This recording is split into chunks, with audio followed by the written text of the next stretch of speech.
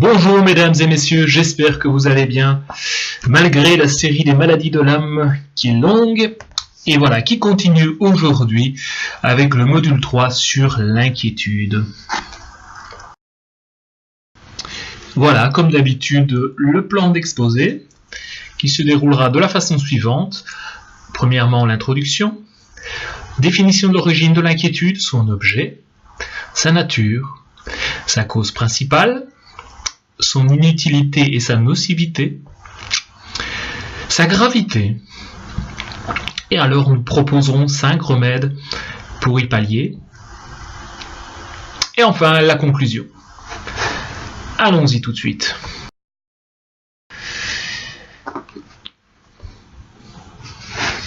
L'inquiétude, qui peut prendre différentes formes, comme l'anxiété et l'angoisse, pouvant aller jusqu'à la panique, peut être envisagée sous différents angles, c'est-à-dire regardée avec les yeux d'un sociologue, d'un psychologue, d'un médecin ou psychiatre, ou encore sous l'angle proprement spirituel, qui est celui des motivations les plus profondes, et souvent secrètes de l'agir humain. Mais là encore, il faut reconnaître que, tout indispensable qu'elle soit, la médecine générale et la psychiatrie demeurent insuffisantes pour traiter à fond ce mal de l'âme qu'on appelle inquiétude ou anxiété.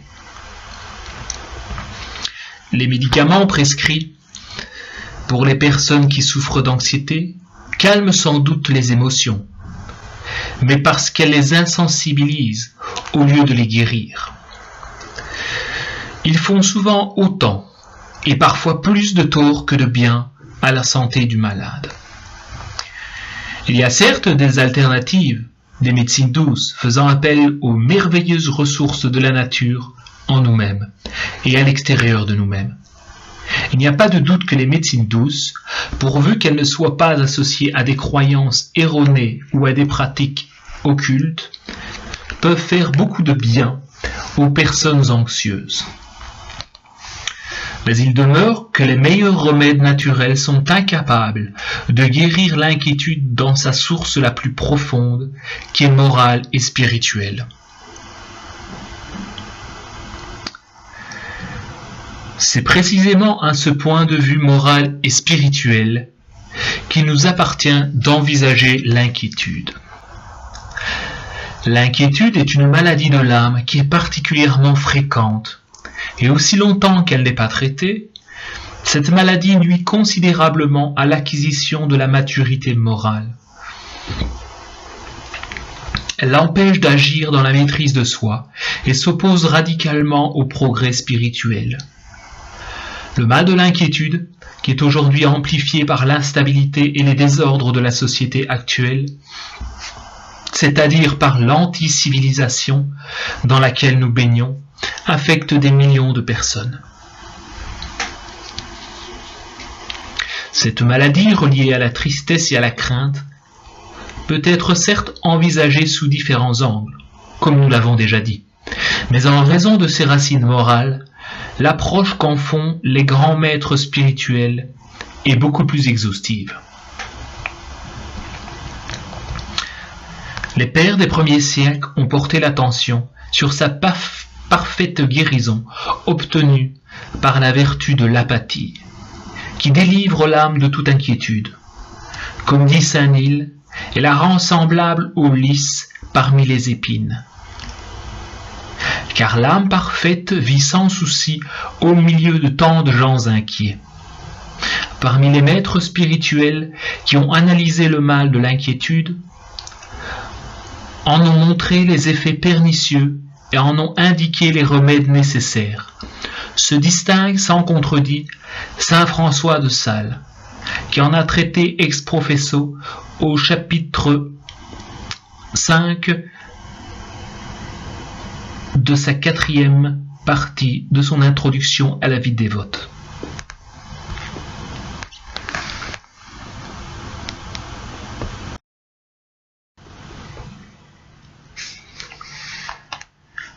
L'inquiétude, remarque saint François de Sales, découle de la tristesse. Voici comment. La tristesse, écrit-il, n'est autre chose que la douleur de l'esprit que nous avons du mal, qui est en nous, contre notre gré. Soit que le mal soit extérieur, comme pauvreté, maladie, mépris, soit qu'il soit intérieur, comme ignorance, sécheresse, répugnance, tentation. Quand donc l'âme sent qu'elle a quelque mal, elle se déplaît de la voir, et la voilà, la tristesse.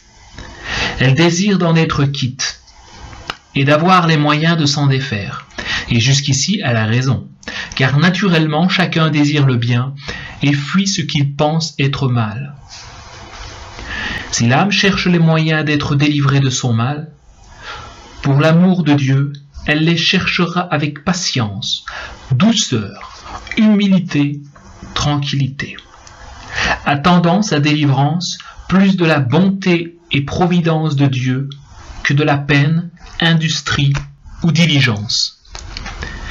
Si elle cherche sa délivrance pour l'amour propre, elle s'empressera et s'échauffera à la quête des moyens, comme si ce bien dépendait plus d'elle que de Dieu.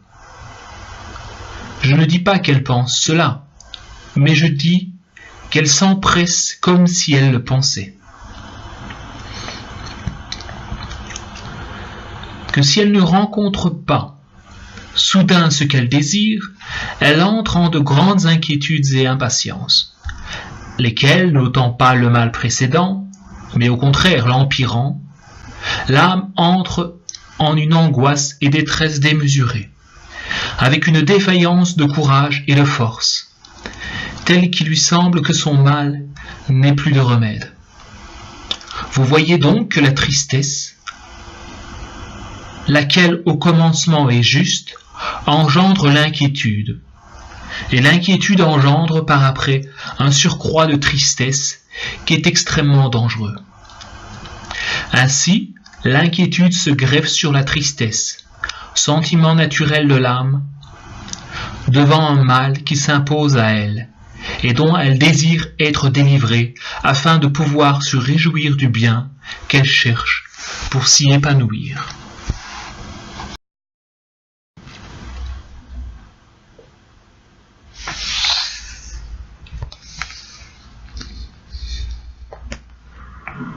On s'attriste de tout mal perçu comme présent.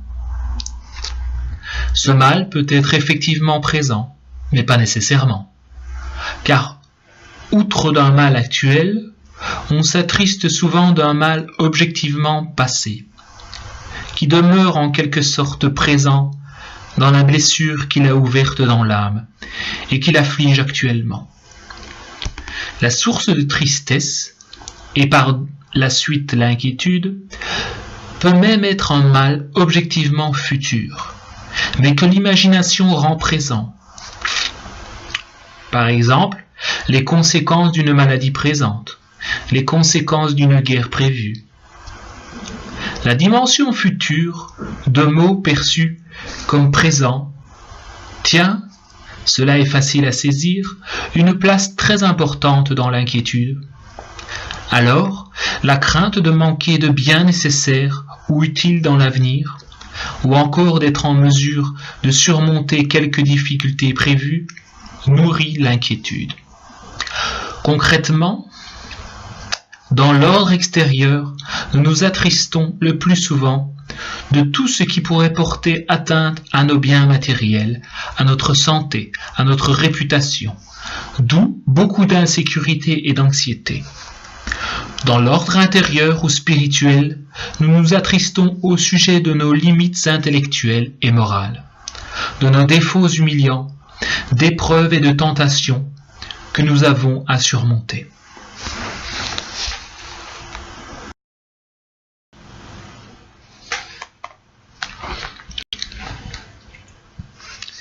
Il n'y a aucun mal pour l'âme à désirer d'être délivrée d'un mal qui l'attriste. Et par ailleurs, à désirer, par rapport au bien légitime, tout ce qui peut être pour elle source de joie.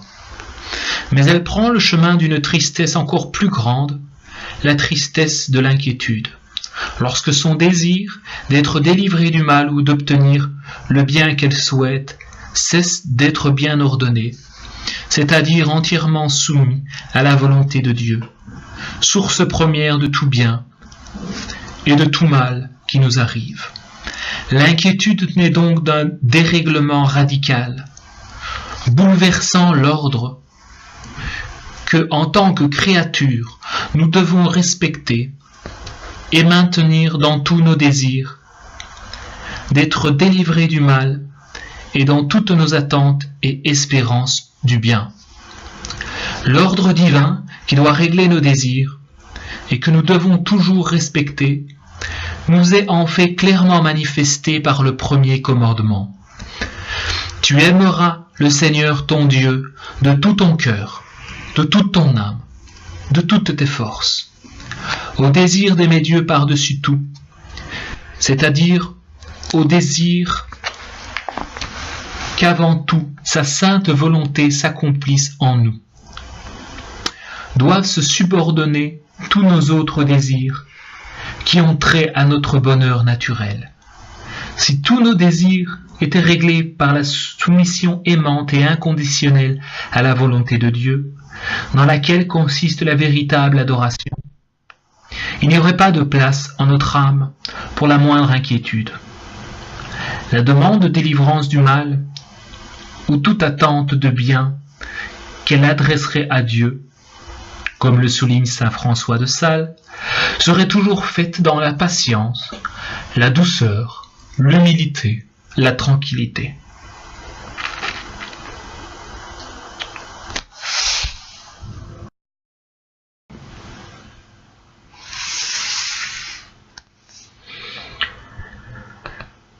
La cause principale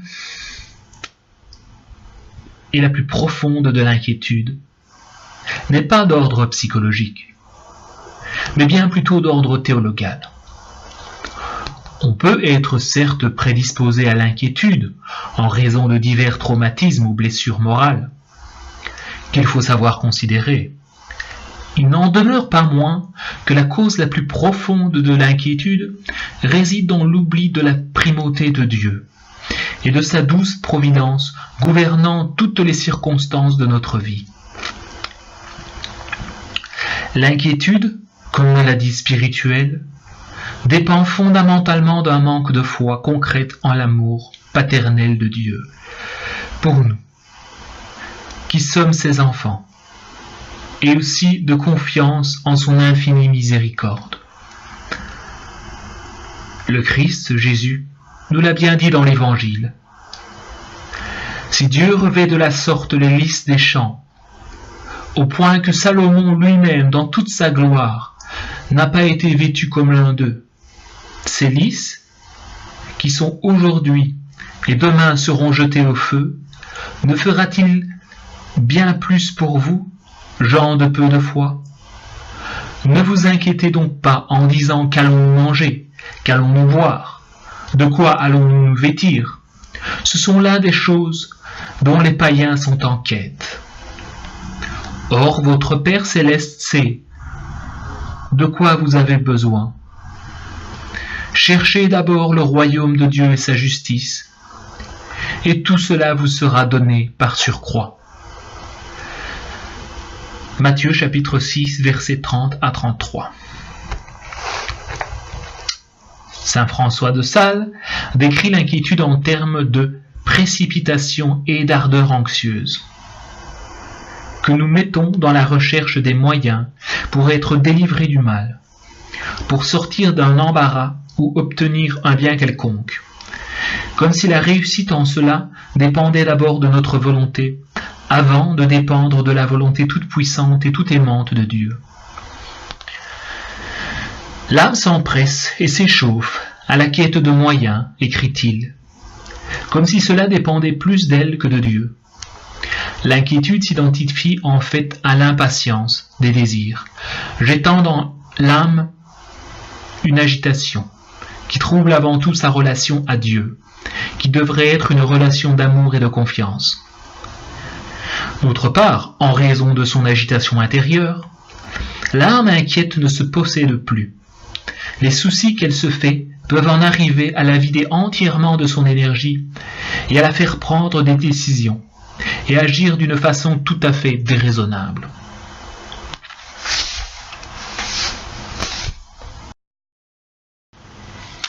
Parlons à présent de son inutilité et de sa nocivité. Toute cette agitation intérieure, dans laquelle consiste l'inquiétude, est inutile à tout point de vue, car loin d'aider de quelque manière l'âme à surmonter les difficultés qu'elle doit affronter, cette agitation la livre plutôt à une faiblesse de plus en plus grande. L'inquiétude ne résout jamais nos problèmes, mais nous en crée de nouveaux. Au lieu d'ôter quelque mal que ce soit, elle l'empire. Saint François suggère que l'aggravation du mal dû à l'inquiétude peut aller jusqu'au désespoir lorsqu'il dit que si l'âme ne rencontre pas soudain ce qu'elle désire, elle entre en de grandes inquiétudes et impatiences, lesquelles n'ôtant pas le mal, mais au contraire l'empirant, l'âme entre en une angoisse et détresse démesurée, avec une défaillance du courage et de la force, telle qu'il lui semble que son mal n'ait plus de remède. D'où l'angoisse extrême qui débouche sur le suicide. L'inquiétude aggrave donc le mal dont elle désire être délivrée. Pour nous le faire bien comprendre, saint François de Sales se sert de l'exemple des oiseaux pris dans les filets. Plus les pauvres malheureux mettent de l'ardeur à se débattre pour sortir des filets, et plus ils s'y emprisonnent.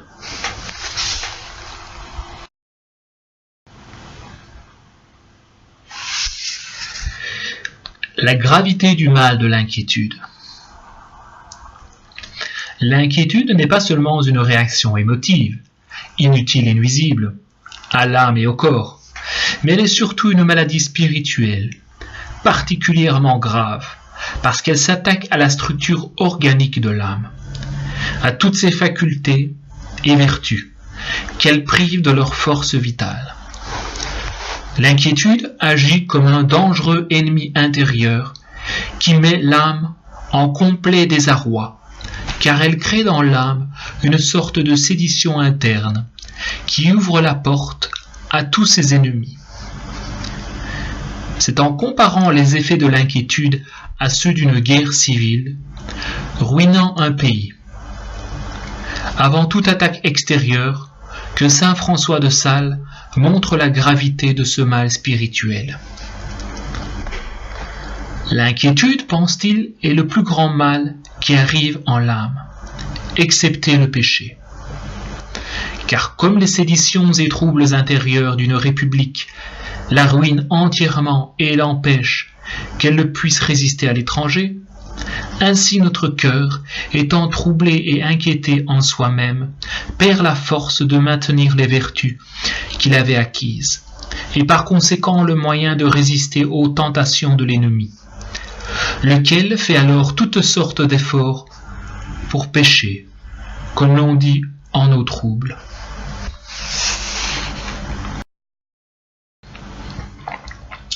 Et voici, soyons bien attentifs maintenant aux 5 remèdes qui nous sont proposés pour sortir de l'inquiétude.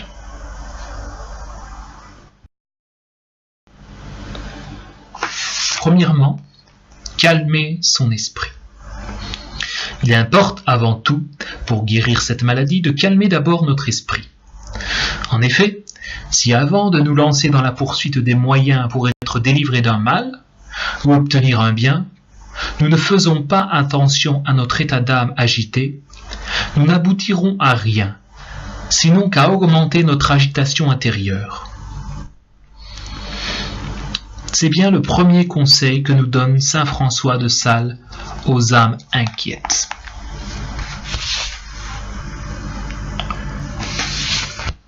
Deuxième conseil, examiner fréquemment sa conscience. L'inquiétude a comme effet désastreux de nous enlever la maîtrise de nous-mêmes. l'âme inquiète ne se possède plus. N'étant plus en possession d'elle-même, comment pourrait-elle agir librement et d'une façon responsable? Pour vaincre l'inquiétude, il faut être bien décidé à ne pas nous laisser ravir la maîtrise de nous-mêmes par l'une ou l'autre des passions et émotions que l'agitation intérieure peut provoquer insidieusement en nous.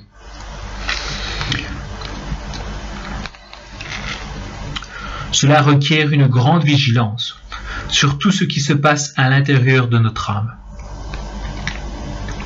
Et cette vigilance se réalise par un examen fréquent de notre conscience, portant précisément sur l'inquiétude ou la tendance à s'inquiéter, qui cherche à s'actualiser à propos de tout.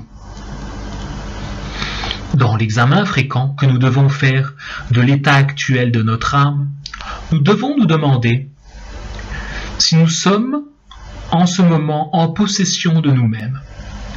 Et nous devons nous poser cette question comme étant d'une extrême importance pour nous conduire en enfants de Dieu.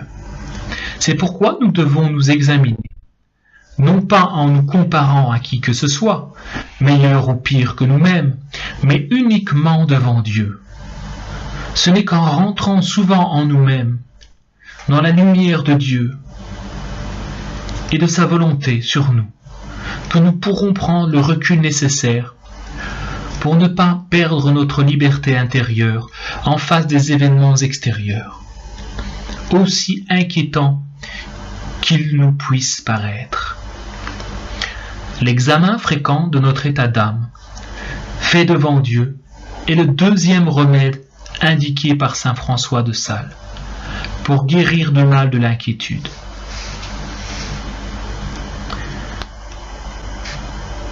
Mon âme est toujours en mes mains, ô Seigneur, je n'ai point oublié votre loi, disait David. Examinez plus d'une fois le jour, mais au moins le soir et le matin. Si vous avez votre âme en vos mains, ou si quelque passion et inquiétude vous l'a point ravie, considérez-vous. Vous avez votre cœur à votre commandement, ou bien s'il est point échappé de vos mains pour s'engager à quelque affection déréglée d'amour, de haine, d'envie, de convoitise, de crainte, d'ennui, de joie. Que s'il est égaré, avant toute chose, cherchez-le et ramenez-le, tout simplement à la présence de Dieu, en remettant vos affections et désirs sous l'obéissance et la conduite de sa divine volonté. Car comme ceux qui craignent de perdre quelque chose qui leur est précieuse, la tiennent bien serrée en leurs mains. Ainsi, à l'imitation de ce grand roi, nous devons toujours dire « Ô mon Dieu, mon âme est au hasard, c'est pourquoi je la porte toujours en mes mains. Et en cette sorte, je n'ai point oublié votre sainte loi. » Troisième conseil que nous aborderons ici, surveiller tous ses désirs. L'inquiétude est une sorte d'impatience qui naît de désirs, certes légitimes en eux-mêmes, d'être délivré d'un mal ou d'obtenir quelque bien, mais qui sont déréglés. Les désirs inquiets, en effet, sont déréglés parce que l'âme cherche à les réaliser par elle-même, indépendamment de la volonté et des secours de Dieu. Pour guérir de l'inquiétude, il faut donc exercer un véritable contrôle sur ses désirs. Pas seulement sur les grands, mais aussi sur les petits, qui conditionnent les grands. C'est-à-dire que nous ne devons pas tolérer que le moindre de nos désirs ne mette notre âme dans une disposition d'inquiétude. Par exemple, le désir de trouver un emploi convenable, le désir d'échapper à un danger réel. Ce contrôle de nos désirs ne peut être fait que dans une prière confiante qui nous établisse dans une attitude de soumission à la volonté de Dieu. et nous obtienne de sa miséricorde les secours dont nous avons besoin. Ne pas accepter le moindre désir s'accompagnant d'inquiétude signifie en fait de mener avec la grâce de Dieu un constant combat spirituel contre nos désirs déréglés, en nous refusant toujours à prendre des décisions qui seraient commandées par l'inquiétude. C'est le 3e conseil de saint François de Sales.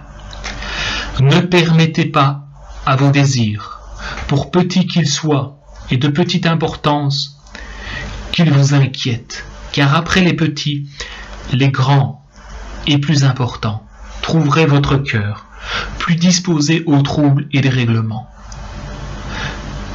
Quand vous sentirez arriver l'inquiétude, recommandez-vous à Dieu et résolvez-vous de ne rien faire du tout de ce que votre désir requiert de vous, que l'inquiétude ne soit totalement passée.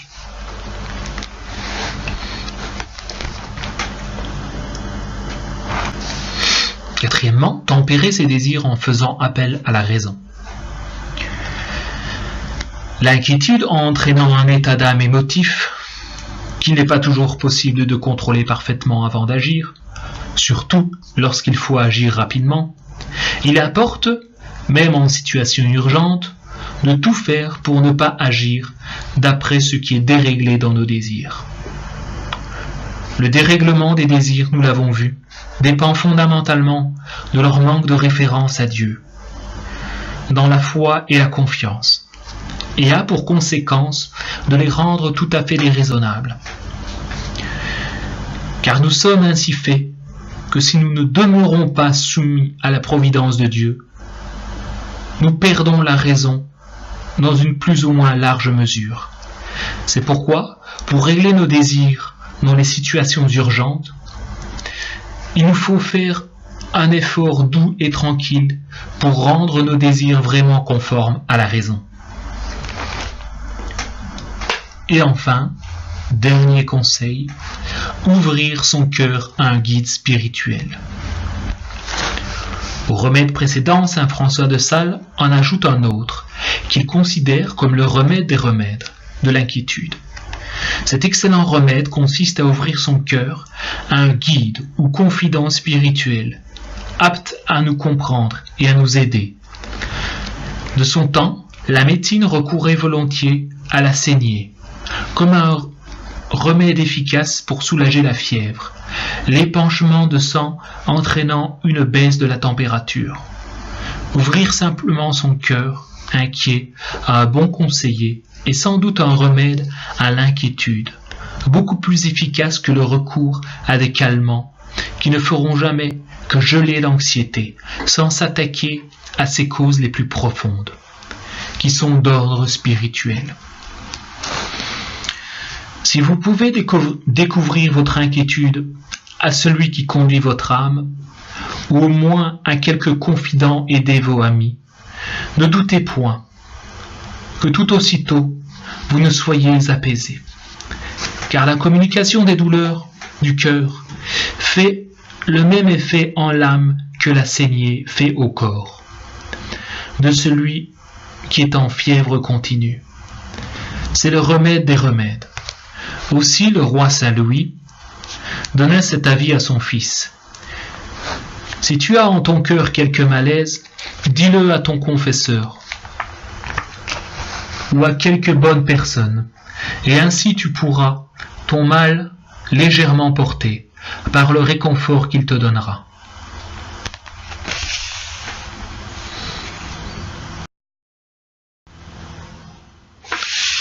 Voilà, nous arrivons à présent dans la conclusion. Que sans la foi en l'amour de Dieu, sans la confiance en son infinie miséricorde, sans le désir sincère de l'aimer par-dessus tout, il est impossible de guérir vraiment de ce mal pernicieux. Certes, par le recours habituel à la raison, on peut arriver à remporter la victoire sur l'impatience et le dérèglement des désirs. Mais d'où peut venir à une raison perturbée, elle-même par l'inquiétude, la lumière est la force pour calmer l'agitation intérieure, qui l'empêche de voir clair, et par la suite de discerner ce qu'il faut faire. Parce que la raison, laissée à elle-même, se trouve alors dans une sorte d'aveuglement, d'autant plus grand qu'est plus grande l'agitation de l'âme. La lumière et la capacité de discerner la vraie solution ne peuvent venir que d'une source supérieure, celle de Dieu.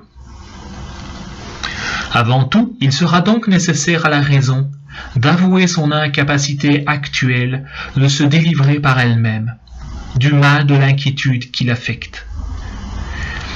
Il lui faudra se mettre dans une attitude d'humilité, sans laquelle on ne peut se tourner vers Dieu, en se tournant humblement vers Dieu pour y chercher la lumière. L'âme accède au plan de la foi en l'amour de Dieu, dont elle s'approchera de plus en plus par la confiance. C'est dans une confiance sans borne en la miséricorde infinie de Dieu que se trouve le remède essentiel à l'inquiétude. C'est lorsque la confiance est inspirée par un amour souverain de Dieu qu'elle agit dans l'âme comme le divin remède à toutes les inquiétudes. En effet, l'amour de Dieu, par-dessus tout, porte l'âme à s'abandonner entièrement à tout ce que le bon Dieu veut ou permet, et à mettre en lui seul la source de la paix et de la joie. Et c'est ainsi, par les vertus théologales, que s'épanouissent dans un abandon aimant à la divine providence, que tous nos désirs s'apaisent, immergés pour ainsi dire dans le seul grand désir de plaire à Dieu. Tel était l'idéal des pères du désert, pouvoir arriver à l'apathie, au parfait repos de tous les désirs, non par l'insensibilité du cœur, comme les stoïciens, mais par l'ardeur de la charité, enflammant toujours davantage le cœur, au point de ne plus laisser de place en lui qu'au seul désir d'aimer Dieu. Ce seul désir d'aimer Dieu n'éteint pas dans l'âme tous les désirs naturels, mais les simplifie, plutôt, et les purifie de tout genre de désordre et de dérèglement.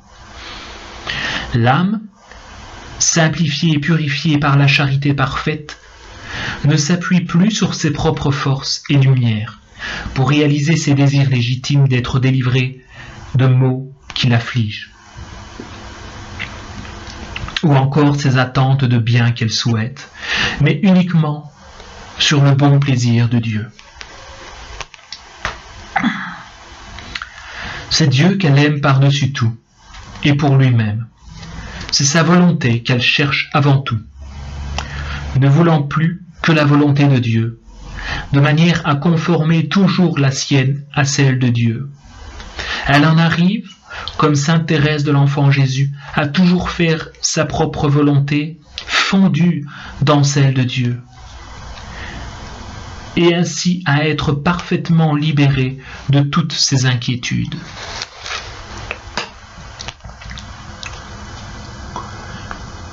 Une âme inquiète aujourd'hui cherche-t-elle une thérapie spirituelle infaillible pour guérir de son mal? Elle n'en trouvera pas de meilleure que la petite voix de l'enfant spirituel qu'enseigne à notre pauvre monde ce grand docteur de l'Église qu'est sainte Thérèse de l'Enfant Jésus. Rester enfant, c'est ne s'inquiéter de rien. Sainte Thérèse de l'Enfant Jésus.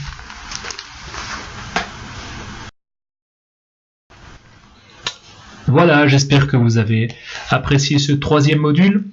Je vous invite alors maintenant à visiter notre page, nous laisser un pouce bleu, laisser un like sur la cloche de notre chaîne YouTube et je vous dis à la prochaine. Merci, au revoir.